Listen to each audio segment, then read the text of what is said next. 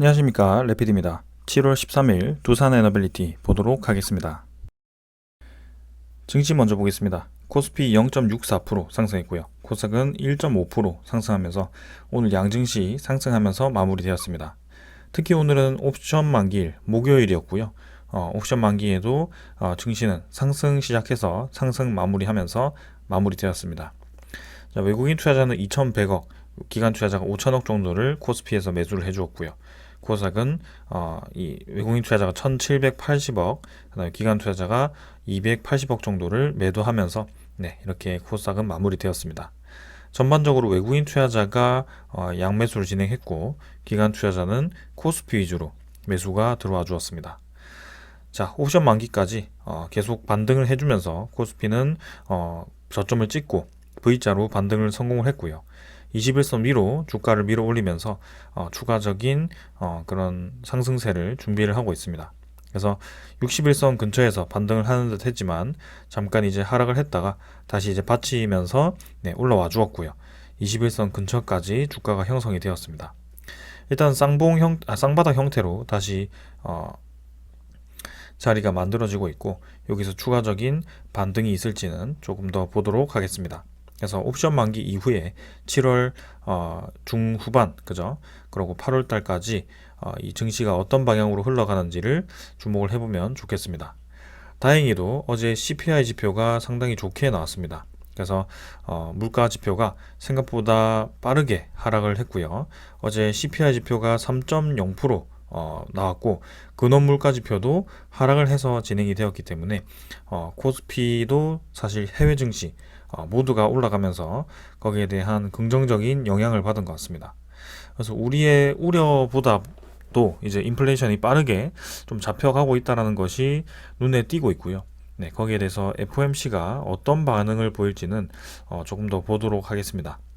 자, 그러나 지금 아직까지도 물가가 이제 3%대이기 때문에 금리 인상을 멈추거나 금리 인하에 대한 시그널을 주었을 때 이 3%에서 그 물가 상승률이 조금 더 올라갈 수 있기 때문에 오히려 FOMC는 이참에 조금 더 금리를 올려서 물가를 확실하게 잡자라고 생각을 할 수도 있습니다. 그래서 거기에 대해서 일단 금리는 조금 더 올라갈 수 있다라고 생각을 할 수 있겠지만 전반적으로 전체적인 이 움직임을 보았을 때는 결국에는 금리 인상은 이제 막바지를 도달하고 있다라고 생각하시면 되겠습니다. 자, 그래서 올 하반기에는 금리 인상이 많으면 2번, 적으면 이제 1번 정도로 마무리가 될 것 같고요. 금리 인하가 올해 안에는 진행되지 않더라도 내년에는 이제 진행되지 않을까라는 생각이고 거기에 대해서 올해 이제 금리 인하가 되었을 때는 유동성 공급으로 증시 전체는 좀 이제 반등을 할 수 있는 그런 상황이 만들어질 수 있다라고 말씀을 드리겠습니다. 자, 그래서 전반적인 증시 모두 오늘 반등을 했고요. 국내 증시도 양증시 모두 상승을 하면서 진행이 되었습니다. 코스닥은 이제 차트를 보았고, 코스피는 차트를 보았고, 투자 수급은 3일 연속 이렇게 바짝 매수가 들어왔고요. 외국인 투자자 2,100억 정도 매수하면서 3일 정도 해서 바짝 7천억 가까이 매수가 들어왔습니다.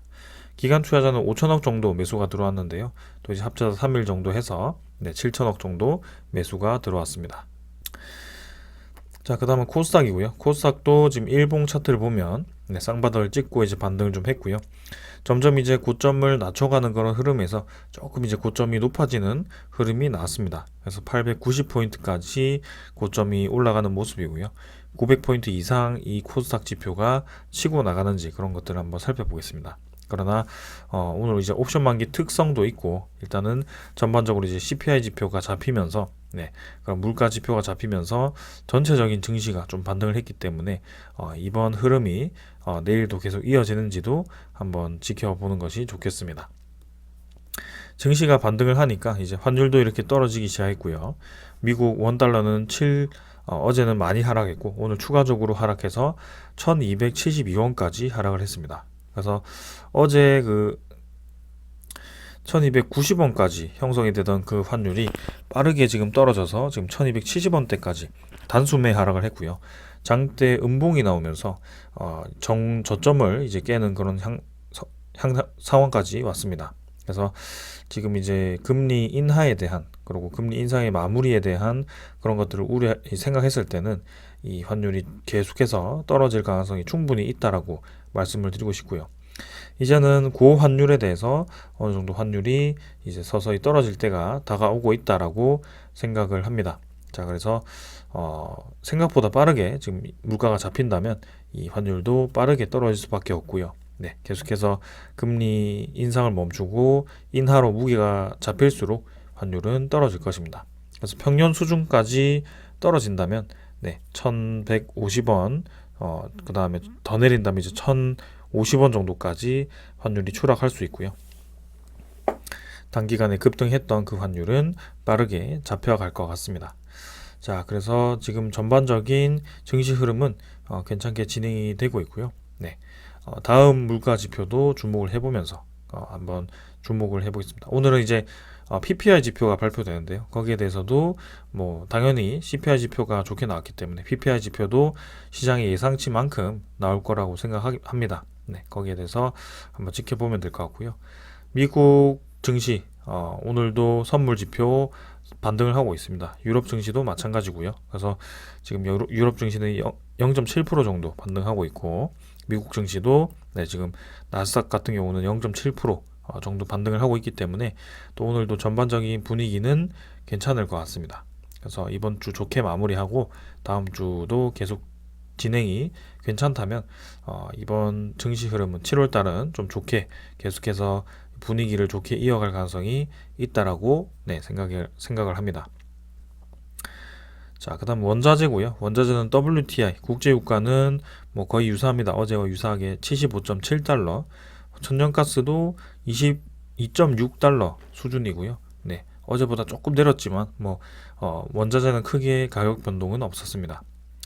자, 그러나 아무래도 이 물가 지표가 떨어지다 보니까 미국 10년물 국채 금리와 환율이 이제 급락을 하게 되었고요. 그 물가 지표에 대해서 이 국채 금리도 변동성이 크게 움직이는 모습이 나왔습니다.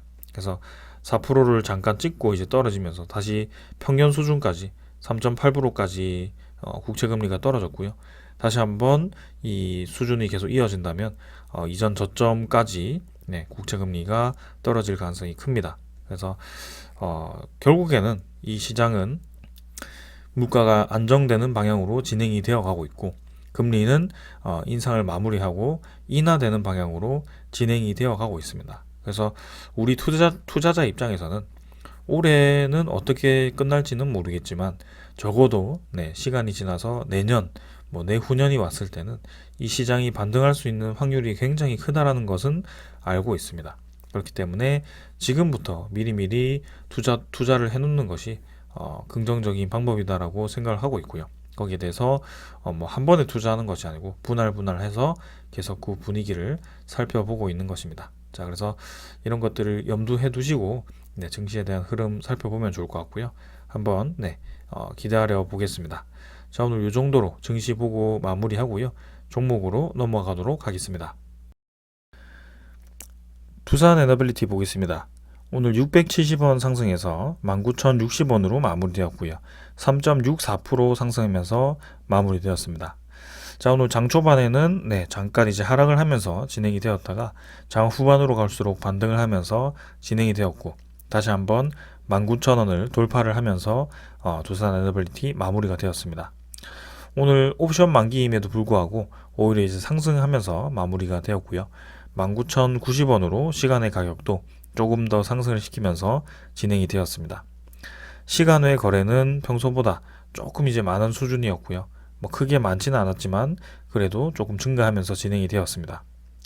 자, 어제는 이제 전전날 그죠? 11일에 상승했던 부분에 대해서 일부분 상승 반납을 하면서 적절한 조정이 있었는데요. 오늘은 그 조정폭을 이겨내는 그런 상승이 나왔습니다. 그래서 670원 정도 상승을 해주면서 오히려 거래량도 전날보다 140만 주 정도가 늘어서 870만 주로 거래가 진행이 되었고요. 계속해서 상승 추세를 이어가는 그런 패턴이 나오고 있습니다.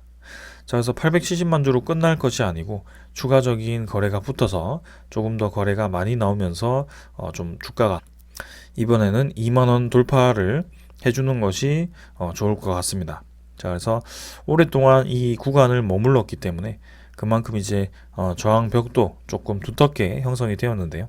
여기서는 이 두터운 벽을 뚫기 위해서는 아무래도 그 거래량이 필요할 것 같습니다. 그래서 그런 거래량과 함께 추가적인 상승이 나와주는지 그런 것들을 살펴볼 거고요. 확실히 이제 61선 딛고부터는 빠르게 이제 다시 반등을 해서 지금 반등에 성공을 한 모습입니다. 자, 그래서 오늘은 어제의 음봉을 또 완전히 이겨내는 그런 양봉이 나왔고요. 어제 음봉 끝단보다도 지금 양봉의 끝단이 더 높이 나오면서 상승을 확실하게 할 수 있다라는 그런 시그널을 보내주었습니다.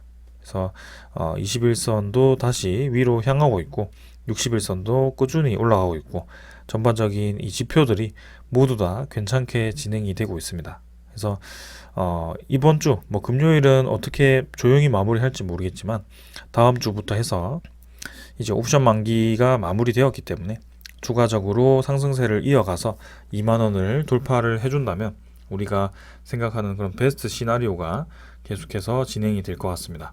자, 그래서 월봉 입장으로도 지금 7월봉 양봉으로 진행이 되었고 아주 괜찮게 진행이 되고 있습니다.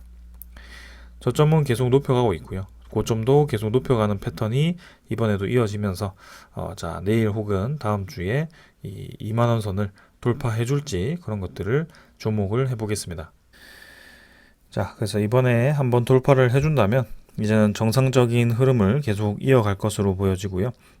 한번 그 흐름 계속해서 주목을 해보겠습니다. 자, 오늘 두산 에너빌리티 뿐만이 아니고 관련 테마들 모두 강하게 상승이 나왔습니다. 한전기술은 6.5% 올라가면서 81,000원 진행이 되었고요. 그 다음에 BHI는 상한가를 쳤습니다. 그래서 이 관련 테마들이 오늘 올라간 이유는 주로 BHI에 대한 그런 좋은 소식이었는데요. 그 소식은 조금 이따가 같이 살펴보도록 하겠습니다. 자, 그래서 테마 전체가 좋게 진행이 되다 보니 두산 에너빌리티도 자연스럽게 같이 올라가고 있고요.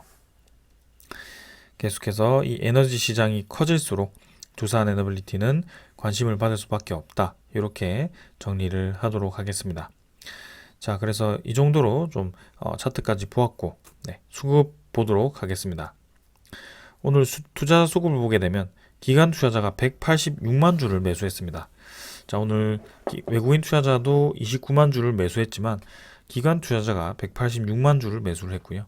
그 중에 금융 투자가 60만 주 매수를 했고 그 다음에 보험은 3만 2천 주, 투신이 25만 주 매수를 했고요. 연기금 투자자는 18만 주 매수했고요. 사모펀드가 83만 주를 매수하면서 아주 많이 매수를 했습니다. 그래서 특징인 것은 사모펀드가 83만 주를 매수했다라는 것이고요. 그만큼 두산 에너빌리티에 대한 단기적인 수익률을 올릴 수 있는 그런 좋은 자리다라고 생각을 했던 것 같습니다. 그래서 이런 펀드 매니저들이 그런 운용 자금들을 이렇게 매수를 했지 않았을까라는 생각을 하고 있고요.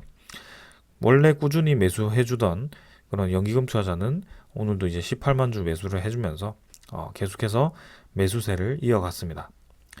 투신도 지금 3일 정도 매수를 해주면서 한 39만 주 정도 또 이제 매수가 진행이 되었고요. 자, 그래서 최근에 뭐 잠깐 매도가 있었지만 그 매도를 이겨내는 매수세가 지속적으로 이어지고 있습니다. 그 다음에 이제 금융투자고요. 금융투자도 최근에 대비해서는 많이 매수를 해주면서 진행이 되었습니다. 뭐 그러나 금융투자는 최근에도 매도를 좀 반복했기 때문에 60만 주 정도는 뭐 단기간에 다시 팔 수 있기 때문에 뭐 크게 중요하게 생각하지 않지만 그래도 우리가 중요한 점은 지금 사모펀드가 지금 단기간에 엄청나게 많은 수급이 들어왔다는 점이고 연기금 투자자가 계속 꾸준히 매수를 해주고 있다라는 그런 점인 것 같습니다. 자, 그래서 수급도 괜찮고 차트 흐름도 괜찮고 지금 두산 에너빌리티는 상당히 좋은 흐름을 이어가고 있다는 것을 강조를 드립니다. 자, 그 다음 이제 국매도 잔고고요. 자, 국매도 잔고를 보시면 오늘 잔고는 400만 주였습니다. 410만 주 대비해서 전날 대비해서 10만 주 정도가 감소를 했는데요. 국매도 잔고가 이제 피크를 찍고 다시 감소를 하는지 그런 것들을 한번 살펴보겠습니다. 자, 오늘도 이제 일별 국매도 거래량은 20만 주 정도로 전체 거래량 대비해서는 뭐 한 2, 3% 정도 수준이었고요. 네, 크게 많은 수준은 아니었습니다. 그래서 공매도 거래가 확실히 이제 적은 양으로 진행이 되고 있다는 것을 알 수가 있고, 잔고 자체도 계속해서 최근에는 크게 늘어나거나 줄어들지 않고 적절한 수준을 유지하고 있다는 것을 알고 있습니다. 자, 그래서 공매도 잔고가 금방이라도 이제 줄어들 수 있는 그런 수량이기 때문에 우리가 지금 공매도에 뭐 크게 주가가 흔들린다라고 보기가 어렵고요. 네, 언제든지 이 공매도 잔고는 계속 줄어들면서 주가를 계속 올릴 수 있는 좋은 환경이 마련이 되었다라고 생각을 하시면 되겠습니다. 그래서 이전에 두산에너빌리티가 평소에 유지되던 그런 공매도 수량보다 지금이 훨씬 줄었기 때문에 거기에 대해서 우리가 주목을 해볼 필요가 있다, 이렇게 좀 말씀을 드리겠습니다. 자, 그 다음에 이제 대차잔고 한번 살펴보겠습니다. 자, 대차잔고는 오늘 18만 주 체결이 되었고 37만 주 상환이 되면서 체결 대비 상환이 조금 더 진행이 되었습니다. 그래서 잔고는 1600만 주 정도 진행이 되었고 계속해서 조금씩 감소를 하면서 또 진행이 되고 있습니다.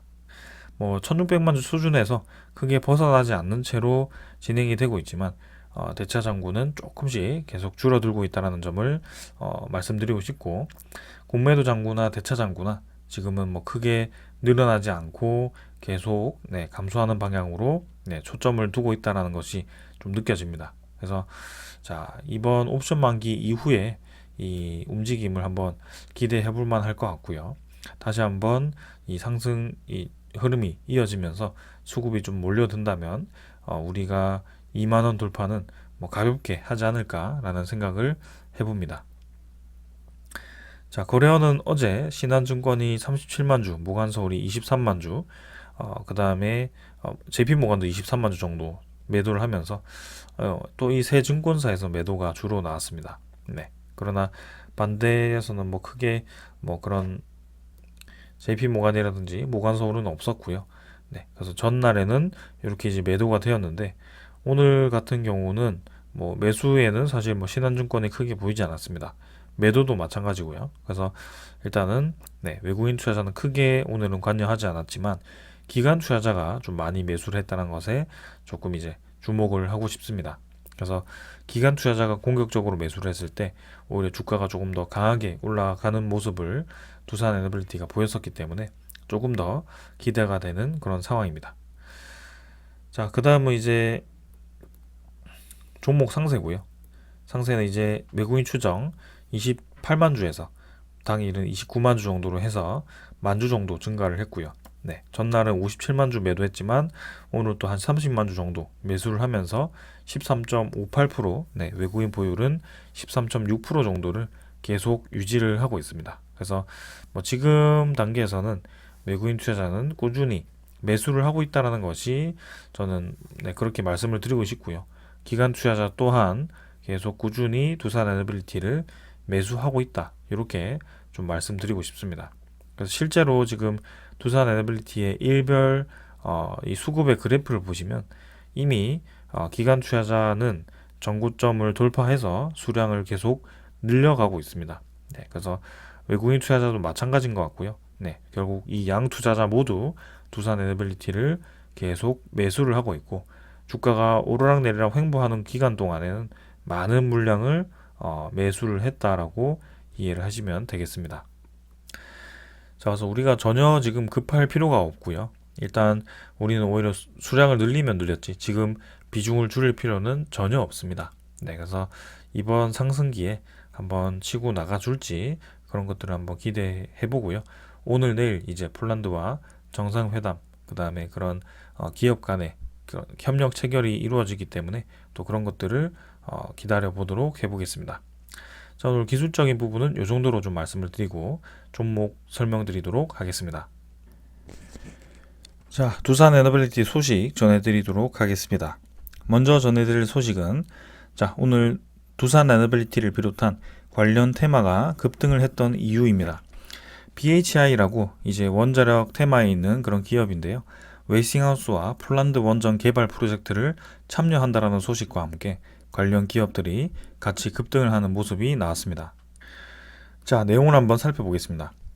국내 중견 발전 기자재 업체 BHI가 미국 원자력 발전 기업인 웨스팅하우스가 폴란드 현지에서 추진 중인 원자력 발전소 프로젝트에 참여를 하게 된다라고 얘기가 나왔습니다. 그 어떤 프로젝트인가 하니 폴란드 정부로부터 웨스팅하우스가 수주한 원전 건설 사업에 이제 BHI가 원자력 기기 공급을 추진을 한다라고 합니다. 그래서 이번에 우리가 이 폴란드 국빈 방문에서 이룬 원자력 분야의 첫 성과라고 얘기가 나오고 있습니다.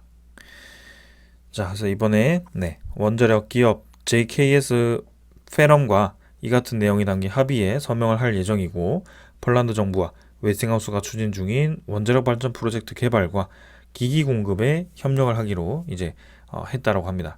그래서 BHI는 웨스팅하우스의 플래그십 모델인 AP1000 원자로에 이제 핵심 기자재인 컨덴서를 납품한 이력이 있는데요.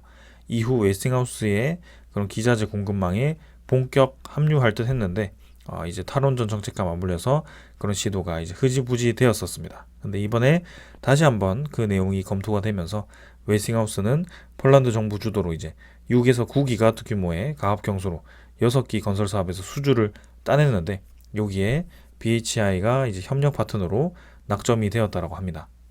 그 낙점이 그냥 된 것이 아니고요. 현지 생산 체계를 갖추고자 하는 의지와 맞물려 있다라고 하는데요. 현재 폴란드 정부는 폴란드 현지에 원전을 건설하면서 특수 목적법인 SPC를 설립해서 폴란드 정부가 51%, 나머지 웨스팅하우스가 미국 최대 건설 기업인 벡텔 등이 투자하는 구조를 짜둔 상황이라고 합니다. 그래서 나머지가 이제 49% 지분을 하게 되면서 결국에는 이 6기 또한 절반 정도가 폴란드가 자금을 대고 나머지 절반은 미국에서 되는 그런 상황이 만들어진 것입니다. 이 같은 상황은 지금 우리나라 민간 원전 수주도 마찬가지고요. 폴란드 정부가 51%, 한수원이 49%를 참여해달라고 요청을 해놓은 상황입니다. 그래서 우리나라도 거기에 맞게 지금 이제 수출에 대한 지원을 하기 위해서 은행과 같은 혹은 무역 수출입 은행과 그다음에 산업은행이라든지 그런 것들이 합쳐서 그런 지원 사격을 하기 위한 노력을 하고 있고요. 이런 과정은 이미 미국의 그런 정부 차원의 수주권도 이렇게 진행이 되고 있다. 이렇게 보시면 되겠습니다. 자, 그래서 폴란드가 이렇게 이제 요청을 했고 이제 이것뿐만이 아니고 그런 자국 내에서 직접 그런 생산을 하고 싶어하는 그런 상황이다라고 얘기를 했습니다. 그래서 이 현지 기업, 그죠? 현지 생산 체계가 이 폴란드 원전 사업에서 상당히 중요하다라고 보여지고요. 거기에 대해서 웨스팅하우스도 지금 이제 BHI를 협력 파트너로 낙점을 하게 된 것 같습니다. 아무래도 현지 생산 체계가 BHI가 현지 생산 체계를 가지고 있는 것으로 보여지고요. 거기에 대해서 주목을 받은 것 같습니다. 그 이외에 이제 폴란드 퐁트누프 원전까지 이렇게 참여를 하게 된다라고 소식이 나오면서 BHI가 상한가를 쳤습니다. 자, 그런데 여기서 이제 제가 BHI를 얘기를 했던 이유는 BHI 주가가 급등을 했다. 그리고 BHI가 이렇게 수주를 했다라는 것을 단순히 여러분들께 알려드리는 것이 아니고 방금 제가 별표를 쳤던 부분이 하나가 있었습니다. 현지 공급망을 중요시한다라는 그런 점이었는데요. 몇 주 전이었죠. 이 소식이 하나가 있었습니다.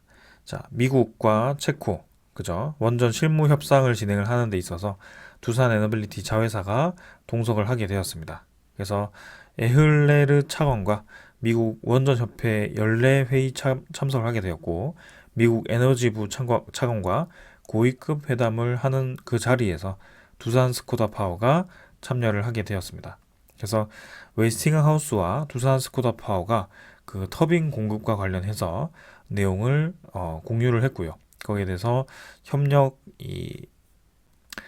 하기 위한 논의를 했다라고 합니다. 그래서 지금 이 두산 스코다 파워의 CEO 또한 지금 이제 유럽 내의 그런 원자력 발전에 있어서 기자재 공급에 자신감을 나타냈었고요. 두산 스코다 파워는 두산 에너빌리티의 자회사이기 때문에 두산 에너빌리티가 참여하는 것과 거의 동일하다라고 보시면 되겠습니다. 자, 그래서 지금은 이제 여기서는 체코에 대한 그런 원자력 발전 기자재 공급이 나왔지만 저는 폴란드 원전에 대해서도 충분히 이 두산 에너빌리티가 직접적으로 납품을 하든 두산 스코다 파워 그 현지 생산 체계를 통한 납품을 하든 결국에는 이 웨스팅하우스의 그런 6기 원자로 건설에 있어서 중요한 역할을 할 수 있을 것 같다라는 생각이 듭니다. 자, 그래서 우리는 계속해서 웨스팅하우스와 그다음에 우리나라 이 한수원 간의 그런 소송이 해결이 되어야 된다라고 좀 생각을 하고 있고 말을 하고 있지만 이미 그런 소송을 떠나서 웨스팅하우스 입장에서는 공급망이 지금 이 다른 타국을 이 힘을 빌어서 진행하지 않으면 원활하게 이 프로젝트가 진행이 되지 않는다라는 것을 또 이번 BHI를 통해서 알 수가 있었습니다. 그래서 웨스팅하우스가 지금 폴란드 6기 이외에도 수주를 했던 원전이 엄청 많기 때문에 그 모든 원전에 대한 건설을 차질 없이 진행하기 위해서는 단순히 원전의 껍데기 외관 건설만 해서 되는 것이 아니고 안에 있는 기자재라든지 원자로를 생산할 수 있는 기업과 협력을 할 수밖에 없다는 것입니다. 그렇다고 한다면 지금 프랑스 EDF 아니면 지금 우리나라의 그런 두산 에너빌리티 혹은 두산 에너빌리티 관련 뭐 BHI라든지 이런 기자재 관련 기업들인데요. 이렇게 될 수밖에 없습니다. 그래서 분명히 저는 웨스팅하우스와 두산 에너빌리티가 다시 한번 협력을 할 거라고 생각하고 있고요. 실제로 웨스팅하우스의 AP1000 원자로를 두산 에너빌리티가 공급했던 적이 있기 때문에 거기에 대해서 기대를 또 하고 있습니다. 자, 그런 소식과 함께 또 이렇게 급등을 했었고요. 앞으로 또 이제 어떤 좋은 소식이 나올지도 한번 기대를 해보겠습니다. 자, 그런 와중에 이제 폴란드의 그런 최초 원자력 발전소 건설이 기후환경부 승인이 나왔다고 합니다. 그래서 위치 선정과 건축 허가 등 후속 작업이 착수가 되었고 추후에 이제 폴란드 프로젝트 최종 계약 성사에 또 이목을 가지고 있습니다. 그래서 이번 이 우리나라 대통령과 또 이제 경제사절단이 폴란드에 가서 지금 이제 정상회담을 수행하고 있고요. 그런 정상회담에 있어서 또 중요한 이 회의가 이루어지고 있죠. 원전 방산 협력과 그다음에 우크라이나 재건의 그런 최적 파트너라는 또 이제 얘기가 오간 것 같은데요. 이 원전 협력에 대해서는 뭐 추가적인 우리가 알고 있는 소식 이외에 뭐 추가적인 소식은 없었던 것 같습니다. 그러나 이번 회담에 있어서 또 한번 우리가 새롭게 좋은 소식으로 볼 수 있었던 것은 약 1,000조 원 규모의 그런 우크라이나 재건 사업에 또 이제 공동 진출을 하기로 합의를 했다라고 또 이렇게 얘기가 나왔습니다. 그래서 그런 방산 중심이었던 양국의 전략적 관계를 원전 건설과 그다음에 인프라, 우크라이나 재건 사업으로 확장을 했고요. 지금 원전과 그다음에 인프라, 재건 사업 이 세 개를 합친다면 두산 밥켓과 두산 에너빌리티, 뭐 두산 건설, 뭐 이런 수준까지 생각을 할 수가 있습니다. 그래서 두산 쪽에서 상당히 이제 흐뭇한 소식이 아닐까라는 생각이고요. 우리 투자자 입장에서도 상당히 괜찮은 소식입니다. 아직까지 뭐 구체적인 그런 일정이나 상황이 만들어지지 않았지만 분명히 또 이제 시간이 지날수록 이런 우크라이나 재건에 대한 또 이제 좋은 소식들이 들려올 거라고 생각을 합니다. 자, 그래서 이제 정상회담은 이 정도로 이제 마무리가 되었고 이제 기업 간의 그런 이제 협력을 논하는 자리에서 폴란드에 대한 그런 퐁투누프 원전에 추가적인 소식이 있을지 그런 것들을 한번 내일 또 기다려 보도록 해보겠습니다. 자, 그래서 이 정도로 또 이제 정상회담은 마무리가 된 것 같고요. 지금 우리가 기대하는 것은 이렇게 BH와 같은 두산 에너빌리티의 기자재 공급이 웨스팅하우스와 협력이 이루어지는 것입니다. 그래서 웨스팅하우스에 대한 그런 소송 합의도 사실은 이제 지금 협의가 진행되고 있다라는 내용이 많았고요. 지금 이제 실제로 증권가에서도 웨스팅하우스에 대한 합의는 지금 이제 하반기에 이루어질 가능성이 크다라고 얘기를 했습니다. 그래서 자 이제 뭐 지금부터 하반기인데 8월이 될지 9월이 될지 일단은 정확한 시기는 나오지 않았지만 분명히 이제 머지않은 시기에 합의가 이루어질 것으로 보여진다라는 것이고요. 그 합의가 아니더라도 이렇게 BHI와 같이 이미 간접적으로 웨스팅하우스와 이미 협력이 시작되었다라는 것을 오늘 알 수가 있었습니다. 자, 그래서 국내에서도 원전 건설을 추진하고 있고 신규 원전 건설, 그다음에 해외에서도 여러 프로젝트의 지금 원전 건설이 이루어지고 있는데 그 여러 프로젝트의 원전 건설이 지금 이제 우리나라의 그런 외교력이 조금 미국 대비해서 좀 밀리는 바람에 웨스팅하우스에 조금 뺏기는 경우가 있었는데 그 웨스팅하우스가 이제 워낙 이제 원자력 발전소 건설이 뭐 한두 건도 아니고 10건 이상 이렇게 되다 보니까 모두 감당하기가 어렵다라는 것이고요. 거기에 러시아라든지 중국의 그런 원자력 기술이 상당히 많이 올라왔기 때문에 그리고 세계 최고라고 할 수 있기 때문에 그 원전 기술 견제하기 위해서는 우리나라의 그런 원전 제조력과 미국의 그런 외교력을 혹은 또 이제 원천 기술을 힘을 합칠 필요가 있다는 것입니다. 그래서 이미 몇 년 전부터 한미 원전 협력에 대해서 얘기가 나왔었기 때문에 지금 당장 웨스팅하우스가 소송을 걸었다고 해서 한미 원전 협력에 금이 간 것이 아니고요. 일단 견제 차원에서 그렇게 얘기가 나왔다라고 한다면 곧 이제 소송이 합의가 되고 거기에 대해서 공동 진출 방법 혹은 공동 진출 논의가 계속 이루어질 것으로 또 기대가 됩니다. 자, 그래서 좋은 소식들은 계속 나오고 있고요. 지금 이제 오늘은 제가 원자력 발전 위주로 말씀을 드렸지만 이미 이제 국내에서는 해상 풍력이 계속 진행이 되고 있고요. 가스터빈도 지금 계속 진행 중입니다. 그래서 복합 화력 발전소라든지 이제는 수소 혼소 가스터빈이 또 앞으로 다가올 기술이기 때문에 거기에 대해서 주목을 해볼 필요가 있고요. 자, 그 다음에 이제 ESS라든지 그런 이 대용량 에너지 저장 장치 혹은 기존의 그런 건설이라든지 EPC 관리라든지 혹은 뭐 서비스 그런 것들도 잘 되고 있고요. 3D 프린팅, 뭐 디지털 이쪽도 잘 되고 있습니다. 자, 그리고 마지막으로 제가 말씀드리고 싶은 것은 자, 이제 리튬 이온 배터리 2차 전지에 대한 리튬 이온을 회수하기 위한 그런 이제 탄산 리튬 그죠? 폐배터리로부터 탄산 리튬을 회수하는 그 방법을 이제 LG 에너지 솔루션과 협의를 하고 있다라고 얼마 전에 소식이 나왔습니다. 근데 제가 그 내용에 대해서 좀 깊이 파보았고요. 그 깊은 내용에 대해서 일정 부분 정리를 해서 지금 제가 언제 여러분들께 알려드릴지 지금 기다리고 있는 상황입니다. 자, 그래서 자, 오늘 그 내용을 얘기를 하려고 하다가 좀 이제 시간이 부족해서 내일 혹은 이제 이번 주 주말에 또 이제 시간을 잡고 그 리튬 이온 배터리에 대한 리사이클링 이 두산 에너빌리티가 어떤 역할을 하고 있고 LG 에너지 솔루션과 어떤 협의를 할지 그리고 향후 시장에 대해서 어떻게 흘러갈지 그런 것들을 좀 전반적으로 다루어 보도록 해보겠습니다. 그래서 오늘 영상 이외에도 앞으로 이제 그런 소식들 계속 제가 깊이 발굴해서 또 새로운 소식들 알려드리도록 노력을 할 거고요.